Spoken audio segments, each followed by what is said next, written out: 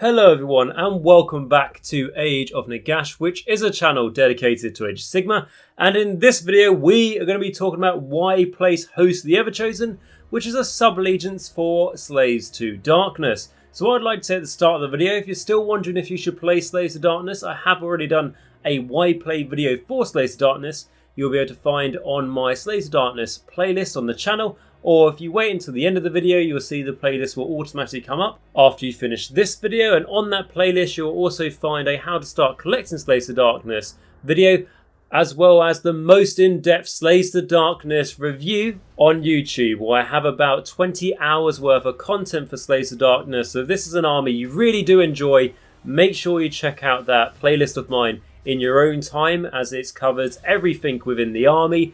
No war scroll or ability missed, and you'll get my thoughts on all of it. So if you haven't seen a why play video before, like I say, I recommend watching the Slaves to Darkness one I've already done. But host of the Everchosen, what are we going to be talking about in this video? I'm going to be reading the lore for the host of the Everchosen. We'll do a summary of that, and then I'm going to go into the rules and abilities of the host of the Everchosen, and I'll be talking about them in the terms of what I believe the strengths are and the weaknesses. So hopefully by the end of this video, you'll know if the host of the Everchosen is an army you would like to play within your Slaves to Darkness collection. But what I will say though, is that this is the one there. If you want to play with Archaon in your Slaves to Darkness army, this is the sub-allegiance for you. And when I mean for you, I presume the majority. As looking at the poll now, it had 511 votes by the time I've been able to make this video, and 49% of your votes have been for the host of the Everchosen. And then we have comments from people like Tyler, who says, who cares about troop choices when you can have Archaon? And then Nathan also said Archaon is so hot right now, which he most certainly is. And because we often see Archaon in a Tzeentch army, which to be honest, I mean, that's fine. You know, he is the epitome of, you know, the Everchosen, obviously. Archaon, so he fits in with all the gods. But I feel like Archaon should be at home in the host of the Everchosen, of course. And hopefully when I go through this, you'll get the understanding of why I believe that. And also, this is a army host of the Everchosen with Archaon. I've got about 30 games of this army under my belt, so it is an army I do feel confident about when I talk about it and tell you from my experiences and what I believe the strengths and weaknesses are, to try and help you decide if it's one you want to play. But as per usual, like I always say, if you've got anything you would like to add or anything you think I've missed in this video or any questions, put that all down below, because if you think there's anything that I've missed, put that down below, like I say, because then that means that we're all going to learn from it, including myself, and tell me why. And then if you've got any questions or anything about host of the Everchosen, how you should run Archaon and Slaves of Darkness, etc., vanguard, put that in the comments down below. But what I will say is when we covered the Slaves of Darkness units, when we did, like I said, the long in-depth army series, which if you haven't watched it, I probably talked about vanguard for about 20 minutes on that, and I probably talked about Archaon for about 20 minutes at least, maybe 20 to 30 minutes on those unit war scrolls, giving really in-depth advice. So that's why, in case this video seems a bit more of a summary when I talk about units and how they work within the host of the Everchosen, check those videos out for the long in-depth review of my thoughts on those units that I have got a lot of experience with. And then the last thing I want to do just before we get stuck into the host of the Everchosen is to do a massive shout out to my patrons and YouTube members. I always give them a shout out at the start and at the end of the videos whenever I can possible, and that's because, in all honesty, they deserve it, as they are the reason how I can continue to make content for Age of Sigmar to try and help you get into this game and continue your Warhammer journey, and to give you as much advice and help as possible. So my two biggest supporters are going to be my Vampire Lords on Zombie Dragons, which are going to be Stuart F and Filq. So thank you to you two so much for being the biggest supporters here on Age of Nagash, and because of your continued support at that high of a tier, it really is making a big difference. And then I want to say a massive shout out to my Morgasts as well, which is going to be Bleed Red. So thank you so much for your continued support, mate. It really does make a big difference. And then my Vampires, which are going to be Mir, Martin S, Rouse321, David A, Ronni H, SpareBear, Christopher H, Northdrop, and Nathan F. Thank you so much for your continued support, and I know with yourself, Nathan, I hope you're going to enjoy this one with Archaon, going from your comment.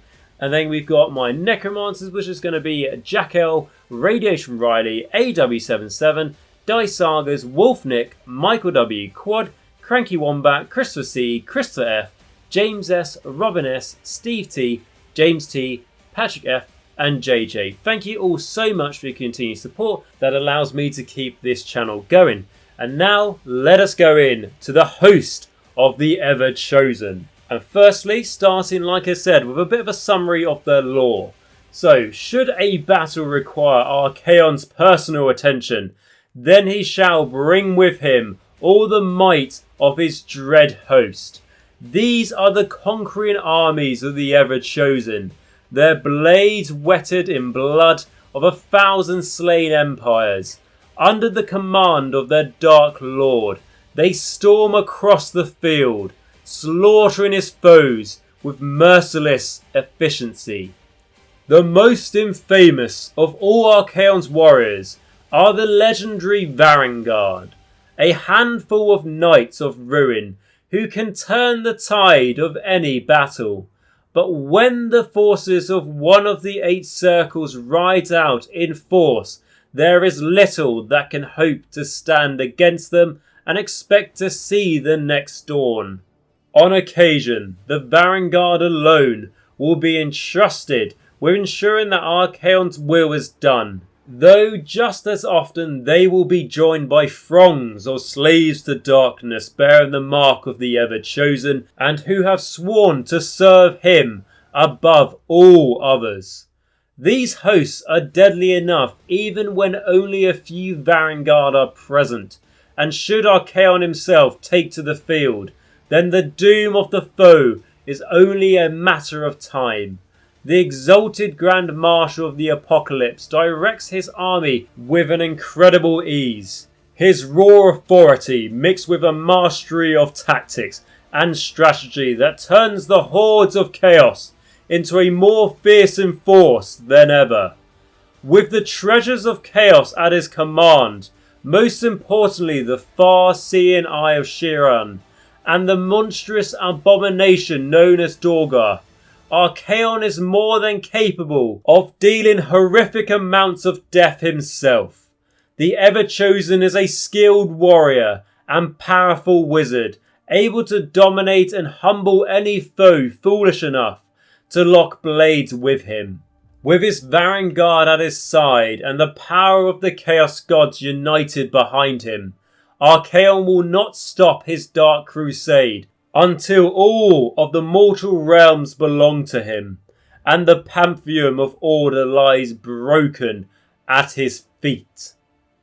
And that is a bit of lore for the host of the Everchosen. Interesting fact about Archaon, in the Varan Spire, which is his citadel, his capital, and the 8 points, he actually has a massive throne which he has not sat on, and he will not sit upon the throne until he has accomplished that said goals, which I think is quite cool. But then that goes into the lore of the Knights of the Empty Throne, which we'll do in another video when that is voted in. But then going on to what the abilities are for the host of the Everchosen. And you'll see on your screens now that we've got the rules on your screen like we do normally in these why play videos. But you'll see that there's this segment, which are the main battle traits for this sub-allegiance, being the host of the Everchosen, or called the Iron Fist of the Everchosen for the battle traits. And then we'll go into the next bit, which is actually going to be the different circles of which the Everchosen can ride from, which is a big part of going with the host of the Everchosen, so we'll talk about that when we get to it later on. But the first ability we are going to be reading is going to be the Exalted Grand Marshal of the Apocalypse. So Archaon is the ultimate champion of chaos, and by his mere presence does he empower the worshippers of the dark gods. So what this actually translates to is if Archaon is your general and is on the battlefield, friendly host of the Everchosen units are affected by his aura of chaos ability if they are wholly within 18 inches of him.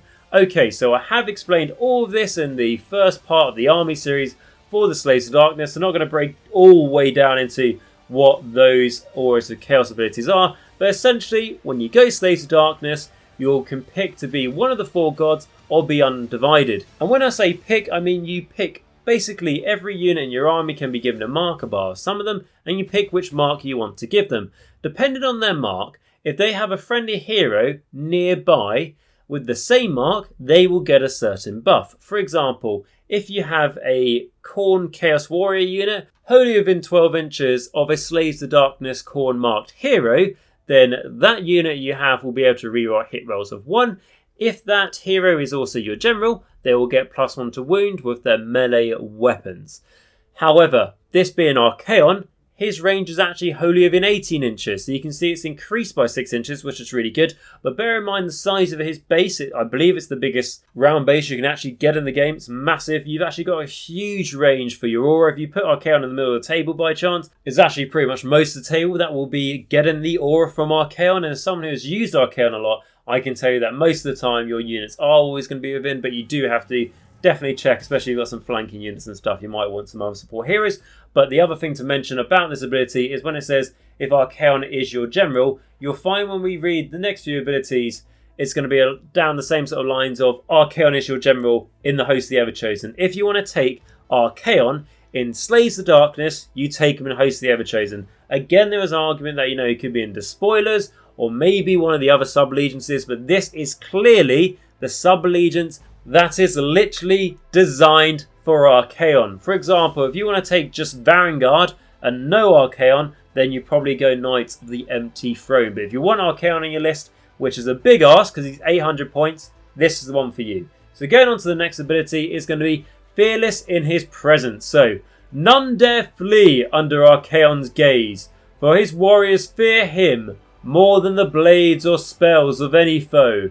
Now, I actually really like this ability because it means that nothing in your army takes battle shock as long as Archaon is your general and is on the battlefield. So if he's died, then your army's now taking battle shock. But until that point, blocks of 40 Marauders aren't taking battle shock if that's your thing. Or even when I've got big units of Vanguard, or if I've got Chaos Knights, Chaos Warriors, I'm not going to have to worry about the battle shock phase.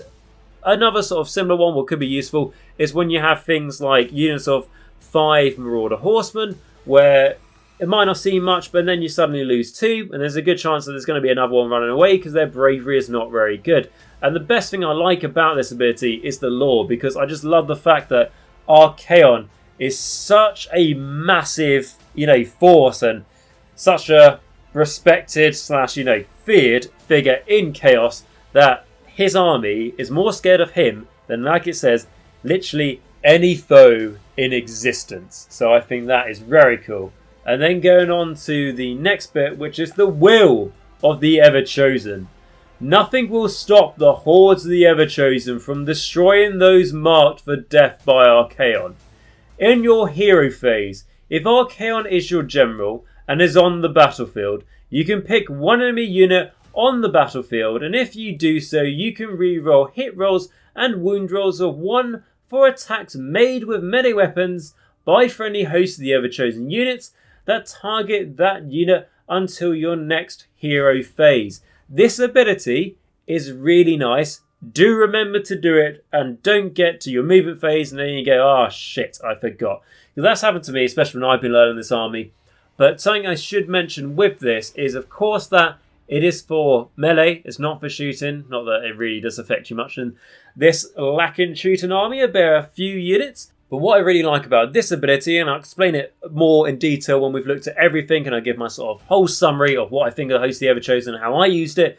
But what I liked about it, it's just a snapshot, is how I built my Host of the Everchosen army with vanguard and everything else. My hitting to wounding, I got to so low that I was literally hitting on 2s and wounding on 2s. So re-rolling 1s to hit and 1s to wound just sealed the deal. And meant it that when I made like 18 attacks from 3 vanguard models, because 6 attacks each with the enscrolled weapons, which we'll get to in a moment, with that, I was often rolling 18 dice. I would make 18 hits and I would make 18 wounds. And sometimes I rolled a couple of double 1s and I missed an attack. But on average, it was probably 16 to 18 saves I made the enemy make, and probably more likely 18 saves I made the enemy make. And for each one of they failed, it was a lot of damage. We'll get to that in a moment. But just to show what I loved about running this army was just the reliability of it. I'm often running armies that, like, being a death player, and I know it's not really characteristic of what death is like now, but sort of how it used to be was a lot of things were hitting on 4s, they're hitting on 5s, and I was just used to rolling bucket loads of attacks and not much happening. And it was quite annoying. And then when you had like a special weapon, it was like good, but then it like hit on a 4 and you always rolled a 3, of course. So it was just annoying. So it was just so nice to have an army that was just really reliable. It was honestly a joy, and I look forward to using it again, as I haven't used it for a little while now, so I've gone back to my Ostrich Bone Reapers. But like I said, after I clocked like 30 games this army, I was happy to try something else out, but I definitely will go back to it for sure. So then going on to the last thing you're going to get from the battle traits before we go on to the circles of the vanguard is going to be the Dark Prophecy. And this is a command ability, and it is particularly unique, shall we say, in the game. So the lore for it is, with the foresight granted by the Eye of Sheeran.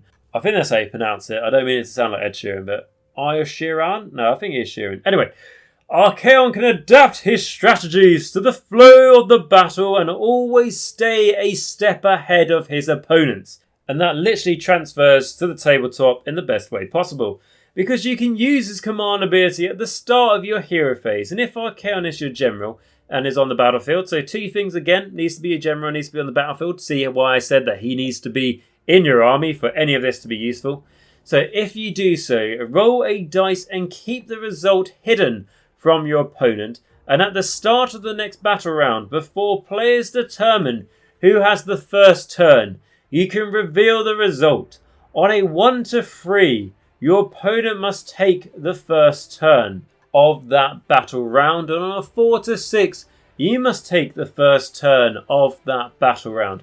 So this ability has been amazing when I've used it, purely because, like I said, my army's so reliable anyway in terms of its hitting and wounding and damage output potential, that this just made it even more so reliable, because I know with my vanguard, they only move 10 inches, which if you're a bit new, you might go, 10 inches, that's fast. Right, it's not very fast when you have things that move like 14, 16, something stupid. So, because they only move 10 inches, I could literally, in battle round 1, let's say if I want to do a bit of an alpha charge for my army, the opponent can't really reflect much of an alpha charge. I want to get them, I say alpha, but beta charge, because it might be turn 2. Let's say my opponent went first, and then it's my first turn, and I do this ability to see who's going to get the next battle round. Even if I roll a 1 to 3, and that means my opponent's got the next battle round, I know that I'm going to have to play defensively, and then that just gives me that heads up of just going like, oh, do I risk it for the double turn? You don't need to risk it because you know you lost it. So it allows you to plan that much further. But the best side, obviously, is if you do win it by getting a 4 to 6, what this means is you look at your vanguard and stuff and you go, oh, they're not going to be able to charge this turn because the enemy, let's just say, is 30 inches away. You may be flanking with some vanguard, something like that. You can decide to run your vanguard, and if there's a hero nearby, you can make him run a flat 6 if you've got that command point, which then means that your unit of 3 vanguard has moved 16 inches. And you might be going, that's crazy, your vanguard have no longer got a screen, maybe something like that. They're exposed, because you've got the next turn, it doesn't matter. So then you can make your vanguard move 10 inches in the following turn, obviously, because you've got that priority. And then that means that you just need a 4-inch charge. So the enemy was 30 inches away, and you've got a unit that moves 10 inches before it runs or charge. And reliability, you can run your vanguard unit and close that distance of 30 inches, as the example, and be able to charge them before the enemy can do anything about it. And I found that reliability was so useful, and it was just because sometimes you have really, really risky decisions in Age of Sigmar, especially when it comes to movement, it comes to what unit should I send into another unit? Should I go for that back objective now? Am I going to get the priority? Will I be able to? Actually, it's too risky. I'm not going to do that. Because the foresight, it means that you can take that risk because it's no risk because you've got it. And if you've lost the priority, it's kicking the teeth and it's really annoying, but you can start planning around it. And something that you can also do as well is, let's say your opponent makes you go first. So you're going to have your turn, and then your opponent's going to have their turn, and then it's going to come to the next battle round. You can obviously try and deceive your opponent by maybe playing a bit overly defensive. So now your opponent goes, oh, your opponent's definitely got, the double turn easy. And then it turns out you had that priority for the next battle round, and then your opponent's a bit exposed. It's like, oh, by how defensive you played, I thought that you lost it and I won it. And you go, well, you shouldn't have fallen into my trap, should you? So it's really, really nice. It's like a mind game within a game. So I really, really do like it. And to be honest, because my priority rolls can actually be pretty goddamn awful, for me, getting a 4 to 6, so you know, a 50-50 of winning the next battle round is probably on average better than my chance of beating my opponent at a priority roll from all of my experience. And what I can honestly say as well is before I even used the Host of the Everchosen, and I was going into like my first game, I was going to use the Dark Prophecy because it's like one of the cool things, isn't it? The Host of the Everchosen. You're going to use it. It's pretty cool, right? Being able to, you know, change the game mechanics and everything else. But I was a bit like, I'm spending a command point to do it. Like, is it really worth it? Yeah, Archaon basically with him, you get an extra command point at the start of each hero phase because he's like an unmatched general, everything else. So you're getting all these command points. But I was thinking, like, you're still spending a command point on it. Like, is it actually worth it? Because you could just be spending a command point to give your opponent the priority, which has happened countless of times for me. And it's really, really annoying, especially when they're a Daughters of Cain player and it's at a tournament. But what I will say is it is worth it. Just even if you've lost the priority, you know what's going to happen. And it is really, really useful. So it's an amazing command ability, in my opinion. It's not just like, oh, it's a fancy little trick. It's not actually that good. It just sounds cool. It is really useful. And I'm sure anyone who's watching this who is a Host of the Everchosen player will back me up here saying that maybe if they don't do it every battle round, because sometimes you don't have the CP and you can't afford it. You might need the CP to do something else, the command point. But I think Host of the Everchosen players will agree with me that they will at least use this once in every game at a minimum. And that's how I've always seen it. So yes, that is a great ability and shows why Archaon is just really, really, really, really useful in this army. Because realistically, Archaon is 800 goddamn points. He's really hard to justify taking in Despoiler's list. I understand he can heal D3 wounds in a hero phase and a Despoiler list and stuff on a 4-up or something. I'm trying to remember the top of my head. And there could be a few things here in this and other sub-allegiances. But honestly, the Host of the Everchosen is the one for him to really get the, you know, everything out of him. Because when people say to me, like, is Archaon actually worth 800 points? You know, it's very expensive. You know, it's nearly half the army.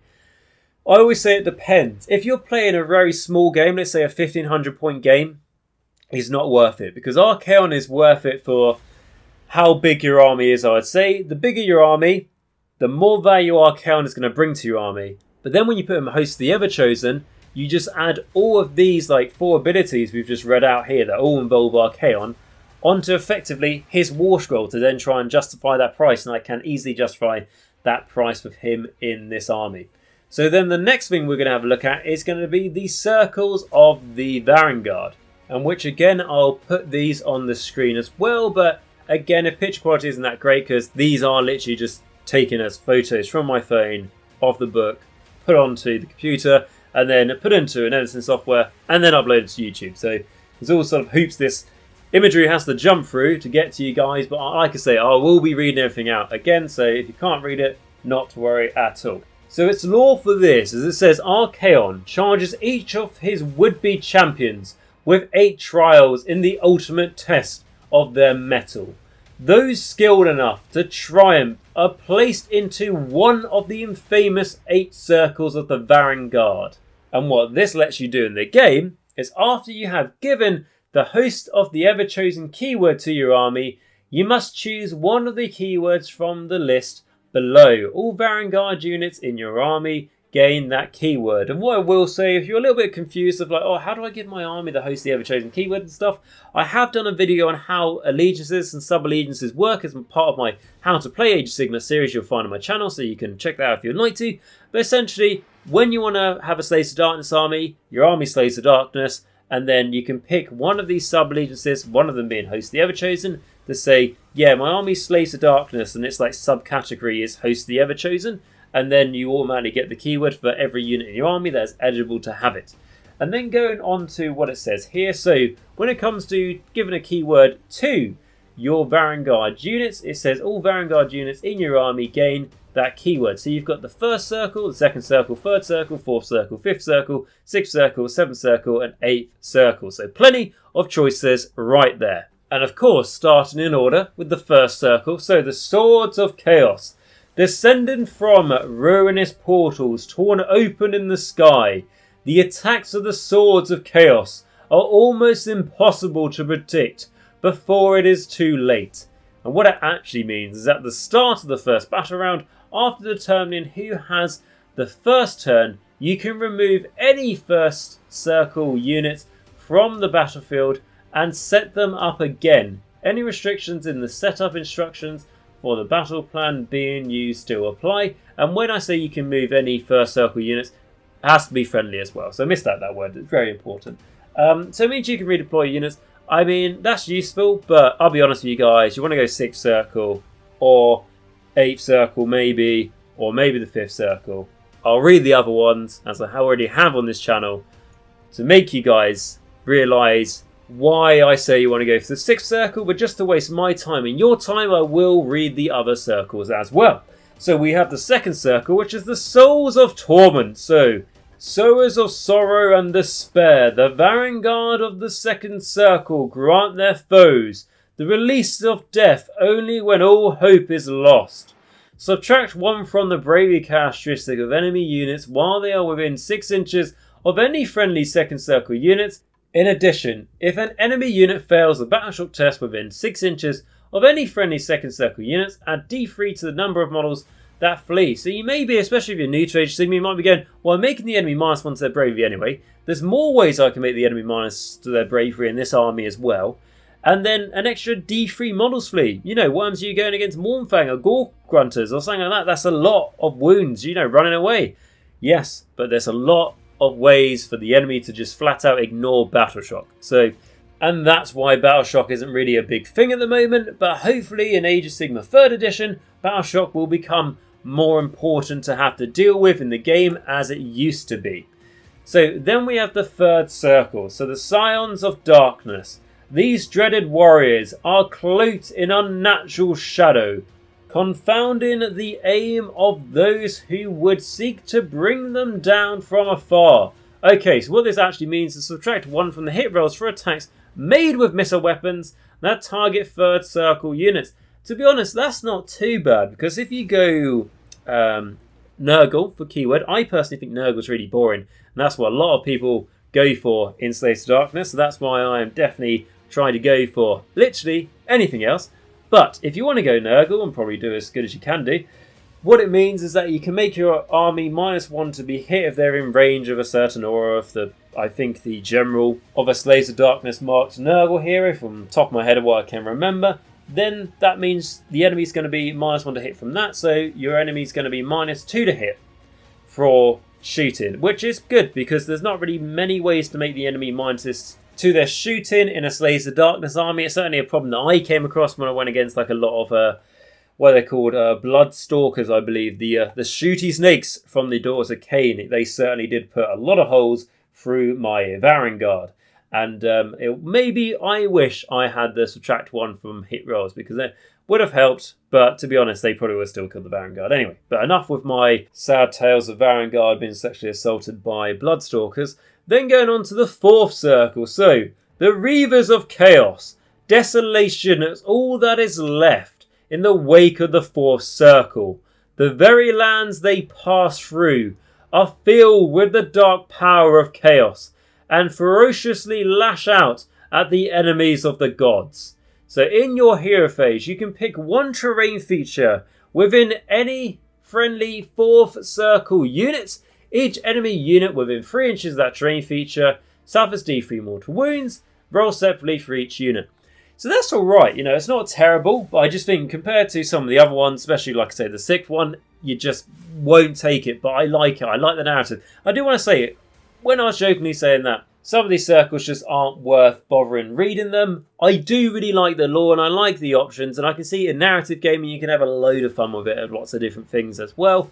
And it just adds loads of character to the vanguard, as they are meant to be really characterful models and everything else, because each one of them is effectively a Chaos Lord, right?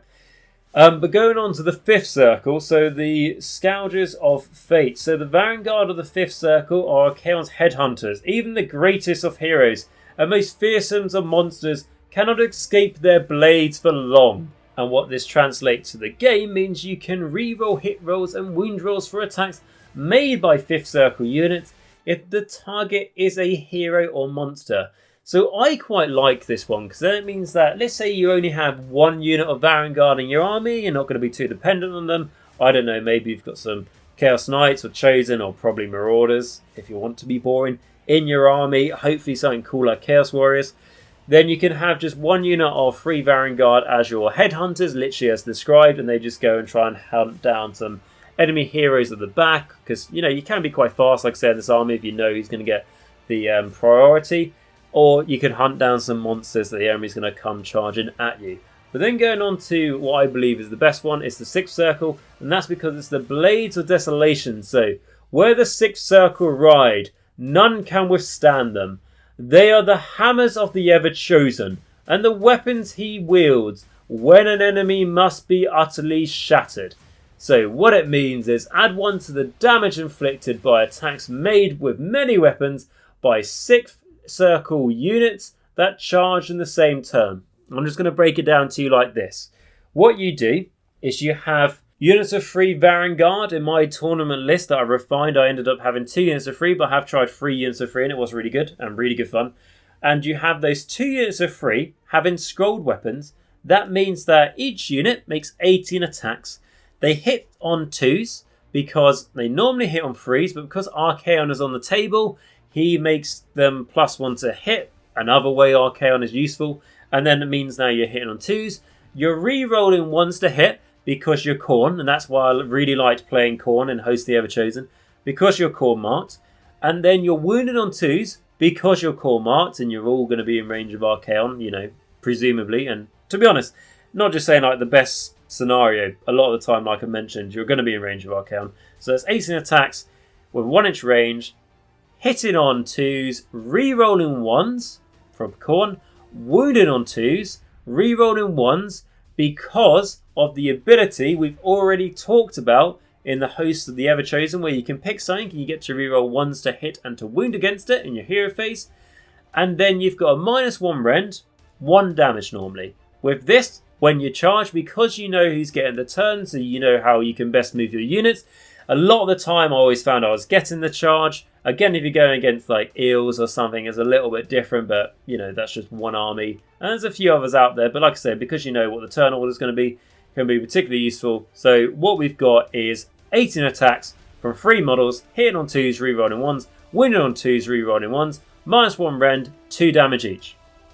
So if all of that goes through, which, didn't happen a lot of the time, but if you manage to do, to be honest, on a 4-up save goes to a 5-up, I'm not going to do Mass Hammer or anything, but like I said, because you're getting literally 18 saves for the enemy to make, a lot of the time the enemy will fail, 10 saves, and then that's 20 damage. And then what you do as well, if you would like to, is you can use the Vanguard War Scroll ability that allows them to, once per game, parley and attack twice in a combat phase. And if you do that, then like I said, that 20 damage has now gone up to 40 damage. And that's just from 1 unit of 3. From 3 models doing that. And I'm not going to lie to you guys, I've even had it. Again, perfect storm scenario, not always going to happen, agreed. But from my experience, it has literally happened. So I know I've charged a massive horde of the enemy. I've done 18 attacks to them. The enemy failed all of them. That was going to be 36 damage to the enemy. I parried and attacked again. And then that was another 36 damage as well because they failed it. That's 72 damage. And then the horses bit the enemy and kicked them and hooved them and whatever as well with a frantic hoof attack. And again, I understand that's against a horde unit. You can't always guarantee it. And what are the chances of getting all my hits and wounding through? Actually quite well, to be honest, because like I said, so reliable. And what's the chance of the enemy failing all their saves? Well, if they've only got a 6-up save, they don't have a save at this point anyway. Or if they've got a 5-up, it goes to a 6. But the point is, I had a unit of 3 models do, I think in the end it was over 72 damage to an enemy unit in a single round of combat from 3 Vanguard. I understand that's the best it's ever going to be, and it's not going to happen when you really need it. Everything else, I get you. But the fact that that can happen was absolutely amazing and made me absolutely love the Vanguard and realise that they are worth painting all that gold trim for just to get things like that off. So yes, that is why I really, really like the 6th circle. And then going on to the 7th circle, which is the Bane Sun. So, to consume the flesh of an opponent is to inherit their strength. So claim the cannibal riders of the Bane Suns. They have yet to be proven wrong. So at the end of the combat phase, any attacks made by friendly 7th circle units in that phase that destroyed an enemy unit heal up to D3 wounds allocated to that 7th circle unit. What it means heal up to D3 wounds, obviously only one model from that unit's going to be wounded because you can't, spread the wounds. You've got to stack it on one model, obviously, until it dies. And you've got to destroy an enemy unit, which, like I said, isn't hard because I've just literally said how much damage they can do, but you're only doing damage 1 with your weapons, unless you're Nurgle, and then it could be damage 2, couldn't it, if you get that 6 to wound, because then that's +1 damage. And again, just to quickly say the 6th circle, I know people go Nurgle, and then it means it could be damage 3 on the charge and stuff, but I just prefer the reliability of Khorne, and Khorne's just a bit different as well, and it's not what everyone else does. But the 7th circle, I just don't like, because I think it should be if you kill an enemy model, you heal D3. And again, people might go, well, they've got a free up save anyway, they'll be really survivable.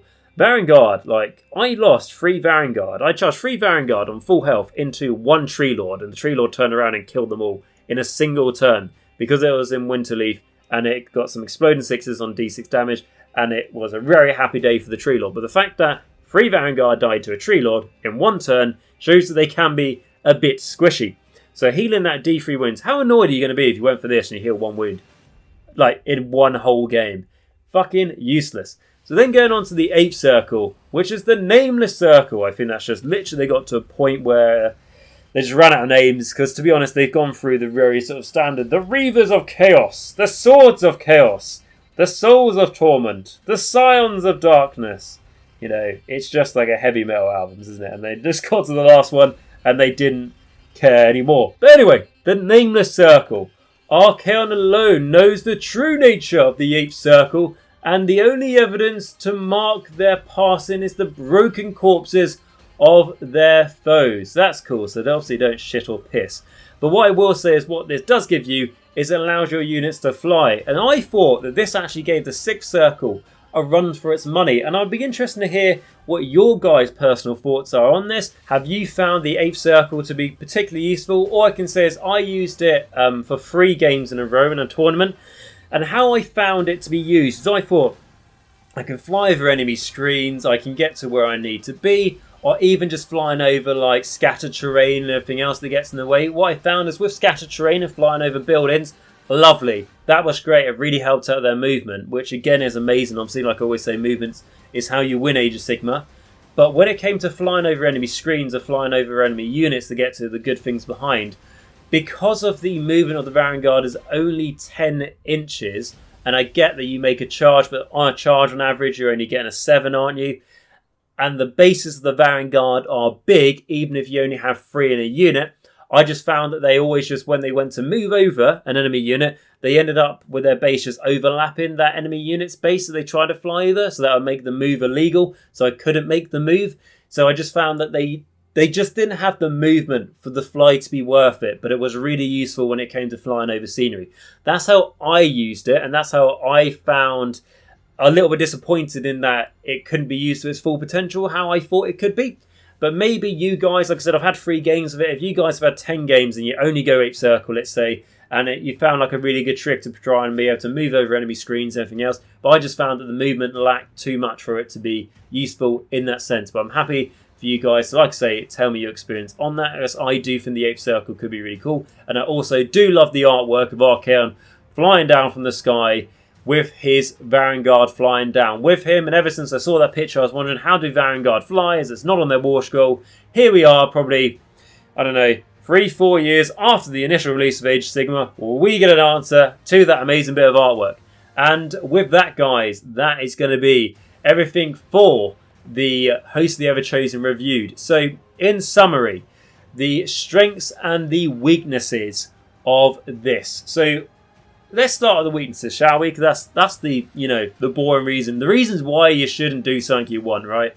So, if you want to go an army that's just got loads of mortal heroes, this is not the one for you.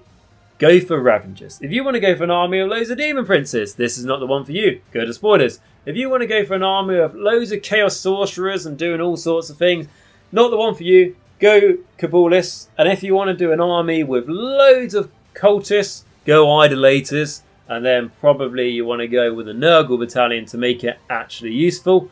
And yeah, that's really about it. And I know that's just literally just pointing out the other sub-allegiances' strengths and just saying go for that reason. But really, the only The way to best describe the weaknesses for the host the Everchosen, if you have no interest in running Archaon, do not go host the Everchosen. Waste of time, not for you. If you've taken host the Everchosen and you've done amazing and everything else without Archaon, let me know that down below and explain to me how you've managed to do that, as I'd be very happy to learn. But from what I know and from my experience, you're not interested in taking Archaon, do not go host the Everchosen. You've just wasted the last 40 minutes of your life. But what I will say is the strength side is if you do want to take Archaon in your army, look no further than the host of the Everchosen within Slaves of Darkness. And if you want to take Archaon and obviously vanguard, this works beautifully as well. I've explained to you just how much damage those vanguard could do in the list. I also took a Chaos Lord on foot to make a unit of vanguard be able to attack twice as well, depending if it meant that if they've already used their once per game, fight twice in the combat phase, and it was a later combat phase, they obviously have already spent that resource, so the Chaos Lord on foot can make them do it again. Another really nice way as well is that Archaon has an ability, which basically meant when a unit dies on a battlefield, it's a command ability you can use. If a unit dies on a battlefield when a model from that unit dies, it gets to pile an attack when it dies. And then I can't remember the exact order it needs to be in, but there's a way for your vanguard to attack 3 times, I believe, before they die, from what I remember. But anyway, we can look into that another time, but it just shows how nicely well it fit into. So basically, vanguard work very well with Archaon in this army. I have not really got much experience with Knights of the Empty Throne. I know people will say, like, if you want to go really into the vanguard, Knights of the Empty Throne, don't worry about host the Everchosen. Because I haven't got that experience in Knights of the Empty Throne, I don't see it as much. But if, again, you are an experienced Knights of the Empty Throne player from Wrath of the Everchosen, let me know that down below as well. But I just think Archaon and the vanguard work really well together. I will say, though, when I've been looking at list building for host the Everchosen, which, like I said, because I played so many games, I did a lot of list building, and I thought just taking one unit of vanguard, like if you went with the 5th circle, you made it a headhunter unit, I just felt like I wasn't getting the most out of this sub-allegiance, because half this sub-allegiance is... half this sub-allegiance is built into Archaon doing stuff, and then the other half is built into your vanguard. So if I wasn't capitalising on the vanguard side, I was missing out on half of the potential you can get from the host of the Everchosen. So that's why I always felt like I needed at least 2 units. And like, if you're not interested in running vanguard, again, if you've got experience in host of the Everchosen with Archaon and just other units, let me know that down below. Top points to you if those other units weren't purely just Marauders. So that'd be great to see. Maybe Chaos Chosen. I'm interested in running a unit of Chaos Chosen, host the Everchosen, see how that does. But I feel like you need to have Archaon and the vanguard in this to really make the most out of it and to get the best strength out of the host of the Everchosen. And with that, guys, I am going to bring this video to a close, because I think this is as much as I can do when I talk about the host of the Everchosen. If you're still interested in more information on host of the Everchosen, or just like more thoughts I've talked about, like I said, go check out my long in-depth series for my Slaves of Darkness, where I go over all of the sub-allegiances. But the reason why I'm talking about it again is I'm talking about it more from a why play perspective, to try and help you guys decide if this is something you want to do. And I really hope I've achieved that in this video. And if you did enjoy the video, what I say, if you could please smash the like button, which means that I know you guys are enjoying this content. And when I see people enjoying a certain content, for example, why play videos and Slaves of Darkness in this case, it encourages me to make these sort of videos again, because I know that you guys are enjoying them, and I'm, at the end of the day, going to make the videos that you guys enjoy the most, because I make these videos for you. And then if you could also smash the subscribe button, which is basically a way for the channel to simply grow as big as it can. By people subscribing to the channel, it allows the channel to get to as big as potential it can do. Like, for example, I believe like 1/5 of the people who watch my videos actually subscribe.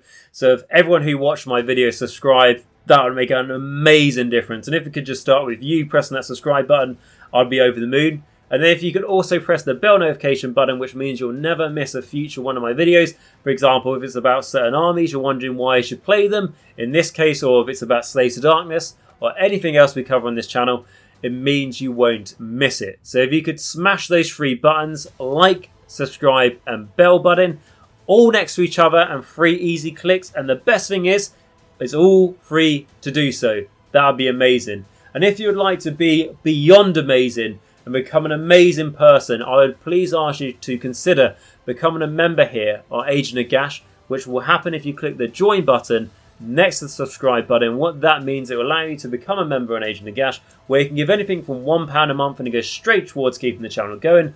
Or I have actually got a link to my Patreon at the top of the description down below, where if you click on that link, it will take you to my Patreon site, where you can give anything from $1 a month will go straight towards the channel. Now, I'll be doing a shout out again of my Patreon and YouTube members, and as I always say, the money I get from YouTube or Patreon or YouTube members doesn't nearly cover the cost of how much time, resources and money that I put into doing a YouTube channel. But what these Patreon and YouTube members show to me is that there's people who care enough and want to support the channel through their own pocket, and that to me allows me to justify keeping this going, because if it wasn't for these people, I wouldn't be able to justify, like I say, putting everything I do into the channel. So if you'd like to become one of these amazing people and keep this channel going, if you have been enjoying it, I'd be absolutely over the moon with your generosity. But to start with these people who made that decision to support the channel, and because of them, you're watching this video today. That's going to be starting with my Vampire Lords and Zombie Dragons, who are my biggest supporters. It's going to be Stuart F and Filq, like I said, guys, and that tier is a huge support towards the channel. Thank you so much for deciding to do it. And then my Morgasts, which is going to be Bleed Red. Thank you for keeping it up. And my Vampires, who have been doing it for a long time now, is going to be Mir, Martin S, Arouse321, David A, Ronni H, SpareBear, Christopher H, Northdrop and Nathan F. Thank you so much for your continued support. And then it's going to be my Necromancers, which is Jacq.l, RadiationRiley, AW77, Dice Sagas, WolfNick, Michal W, Quad, Cranky Wombat, Christopher C, Christopher F, James S, Robin S, Steve T, James T, Patrick F and JJ. Thank you all so much for your continued support. Wouldn't be able to produce this content for everyone else to try and help people get into Warhammer and Age of Sigmar and continue their journey in Warhammer Age of Sigmar without you guys. So if you do enjoy these videos, please say a thank you to them as well, as they really do deserve it. So if you would like to support in that way, like I said, that would be amazing. I'll be really happy if you could. But if you can't, no worries at all. But if you did enjoy the video, all I ask is you smash the like, subscribe and the bell notification button. And if you think there's someone else who may enjoy this video, feel free to share it with them. You know, the more people we share Age of Nagash to, the more chance that the channel will grow and the channel will benefit from it. So if you could do that, that'd be amazing. And also, if you're interested in chatting about Slaves of Darkness, make sure you join the Discord, which you'll find a link to in the description of this video, where you can join the conversation there. Lots of Slaves of Darkness players, and feel free to ask away your questions. And like I say, if you've got any questions for me, put that in the comments of this video, and I'll be happy to try and help you best way I can. But beyond anything else, guys, I'm really glad that you came here and watched this video today. To be fair, we've managed to actually do quite a long video on a Y play. It's probably the longest Y play I've done for a little while, I reckon. That's probably because it's Slaves of Darkness, which is my favourite army outside of Death. So, of course, I'm going to give them as much attention as they truly deserve. And Archaon himself, you can't scrape it. That guy deserves a proper job by doing a near-hour video on why to simply play his Dark Legion. But with that, guys, I'm going to hope you have a great rest of your day. Thank you so much for watching this video. Remember to stay safe, stay hygienic, wear a mask, and for God's sake, wash your hands. So by the time you've decided you want to play a Host of the Everchosen army and you've got the army ready, you can actually play it in real life again. And beyond anything else, guys, is remember until next time that Nagash is all, and all is one in Nagash.